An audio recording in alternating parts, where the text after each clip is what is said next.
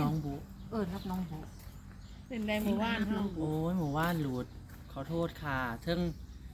งหลุดเนาะหมู่บ้าน ไม่เข้าเลย แต่ว่ามือนี้ขอแก้มือเพราะว่าหมู่บ้านมันกับบ่มามือก่อนมันกับบ่มา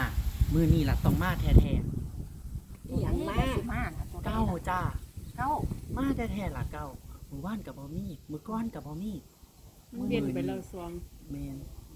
มือนี้ก็เลยเด่นเก้าไปเลย รูดเก้าไปเลยค่ะ รับน้องบุวันนี้3ตัว092ค่ะ จับคู่90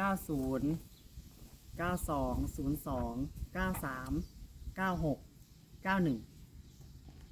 เก้าออดหลอดเก้าเอ มีแต่ เล่ เก้า อยู่ กันยังว่าวิ่งเก้า เมนจ้ะซื้อยังก็ได้ให้มีเก่าจะมือนี่เพราะว่าบอมา2 มือแล้วมือนี่ล่ะ มาแท้ๆจ้ะ มาแท้ๆหันบ่ นี่เลยค่ะ นี่น่ะแคบๆ ได้บ่ซื้อติดเก่าบ่ได้เงินเด้อพี่น้อง